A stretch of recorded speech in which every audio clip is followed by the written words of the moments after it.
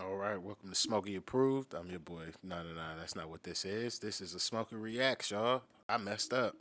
Uh, this is going to be Nasty C on South African equivalent of the N word. This is going to be a four-part series of me covering the Nasty C DJ Vlad interview. This will be the most recent one that he has done. So, yeah, that's what this will be. I will have a playlist if you want to be able to watch them all in sequential order. So at the end of this, that's what I'll do. Thank you to anybody that's going to check these out. It is greatly appreciated. If you could please hit that like and subscribe. I am trying to grow the channel, make this something serious over here. So yeah, thank you very much, and let's get into this. Listen, niggas, the feds. All right, here we go. Nasty C, welcome back to Vlad TV. Appreciate it. Thank you for having me again, man. Of course, of course. Well, the first time you did an interview with us, it wasn't with me. So this time I'm actually doing it myself. So I'm looking forward to this. Fire. Let's get it. Yeah. Well, number one, man, congratulations on your massive success since our last interview. I was looking through the catalog and particular with Major Lazer as like 63 million views on YouTube. Coolest Kid in Africa with Davido's at 19 million. Uh, Said is at 15 million, SMA is 11 million, King is at 8 million, and then a bunch of other, 2 million, 1 million. This is just YouTube numbers. I'm not even counting Spotify and Apple Music and Yeah. I don't know if you do Yeah, SoundCloud or not and Title, but big up on the you have a boy. massive fan base right now. Yeah, I've been working, bro. I haven't stopped since. Shout out, my nigga. Yeah, yeah. Get that And money. congratulations on the Def Jam deal. Appreciate it. Appreciate it. How big of a deal is it for a South African artist to sign a Def Jam? It's a big deal, man. I think it's the first time it's ever happened in Africa, period. And it's a big deal, bro. You got to remember the Def Jam logo is something we've been seeing since we were kids on our idols, music videos, albums, and stuff like that. So it's always been one of the legendary powerhouses we've always wanted to be recognized by. Yeah, I mean, you're right. I don't remember any other African artist, period. Because of course, Universal, there's a Universal in Africa, I'm sure, right? Yeah, yeah. But Def Jam in particular, First time. I don't know. Yeah. How was the reaction when you first signed? Was everyone else kind of hating, like low key? Nah, everybody was proud, bro. Yeah, everybody was proud. Even a couple of my haters came out of the dark just to congratulate me. And then they got back to hate as usual. Back to hating as usual. I mean, that's a sign of Is he talking about somebody specifically, success. or no? You can't be successful if you don't have haters. True. That's true. So, you know, you've interviewed with us before, but I kind of want to get more of the story.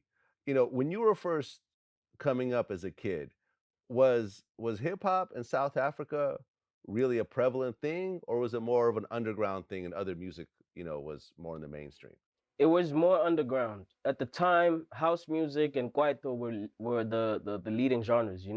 Hip hop was there and it was doing its thing. Like you had the Pro Kids, the Proverb, the AKAs and stuff like that.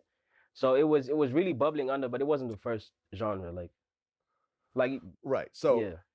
so meaning that it wasn't really on the radio, it wasn't on the charts. It was more of It something that was. kids just listened to. Yeah, it was, but it had to be a hit for you to make it onto radio. And it had to be like a crossover joint. It couldn't just be strictly hip hop. Like that wouldn't get a lot of radio play. That happened at like little pubs and clubs that we had, like the Bat Center and stuff like that. You know? Okay. What got hip hop into the mainstream? Because right now in South Africa, when you look at the charts, does hip hop dominate the charts, or is it other forms of music? It's a bit of both. It's hip hop. Hip hop comes and goes, and you'll get like a genre that'll pop up out of nowhere, like I'm a piano. I'm a piano just popped up out of nowhere and just dominated. So for a No, second, hip that hop shit had to is. play the That back, should be. for a little. The I'm a piano shit to be just like you let it play long enough, you just start rocking to it. Just like it up. I'm just like, yo, I don't know none of the dances, but y'all probably be fucking it up to that shit. For a little while. But hip hop is definitely up there. Like our hip hop acts are doing crazy numbers across Africa, even. You know what I mean? Yeah, I mean it's crazy how hip hop is just taking over the world. Like, me, I'm from Russia originally, and we interviewed this guy named That boy Oxymoron, who's worked one for of the the big Russian rappers, and he's KGB, telling me how hip FBI, hop is CIA. dominating the charts in Russia, which just completely blows my mind. Yeah, it's Like, crazy. now China, hip hop is starting to dominate the charts over there. To think that this little Hip hop is genre that started in the undeniable. South You can't Bronx stop it. is taking over the whole world, to me is mind blowing. I never really saw it coming like this. Yeah, it's big. It's a whole culture, bro.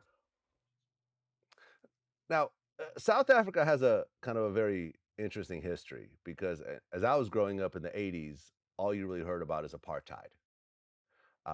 There was, songs like Sun City. I don't know if you ever heard of that, but it was like a lot of the big American artists got together and did a song about how they're not going to play Sun City, which was like a big resort in South Africa that wouldn't allow black people Yeah, at yeah, all. yeah, yeah. Um, then Mandela came and started to change all that.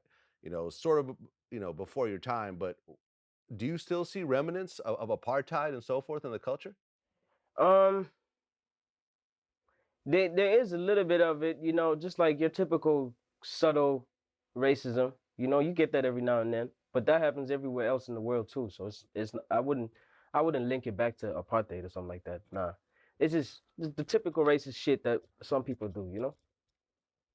There, Okay. there, there are a few that like break out and like make the news and go viral on Twitter. Like there was this one guy who was at the beach and it was like, no kafir, what a beautiful day or some shit like that. And kafir is like Boy, it's the equivalent of niggas to us here in South Africa.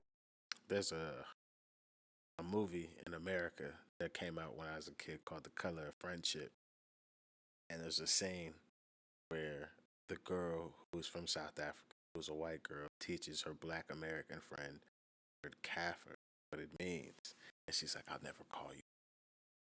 And then they get into beef. She calls her kafir.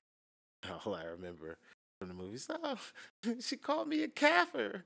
She said she never called me that. I was just like, yeah, they say that shit, and then they get upset, and then they reach for that mother for some reason. It's like that's the word you needed to reach for. Like, really?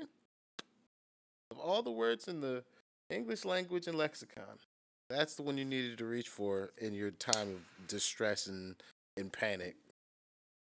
It's very telling. But yeah, that's when I hear this word, I always think of that movie. It's like burned in my brain. Day or some shit like that. And kafir is like it's the equivalent of niggas to us here in South Africa. So you have like little stupid moments like that, but that like gets dealt with and we move on. And then you get the subtle small shit. Yeah, talk about burying the fucking lead. Not Nasty C. He's being interviewed. This nigga Vlad, man, this fucking title for sure makes you watch this shit. And then it's like, oh, it's literally like the last 20 seconds of the video. This nigga's no good. This nigga Vlad. I'm not even about to four part this. That's just extra work. Fuck that shit. Damn it.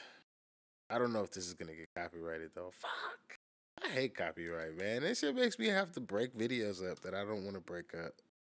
All right, guys. I'm about to just run it right back and just do the next one. So this is gonna be part one. I'm fucking four parts, like I said. I guess apparently.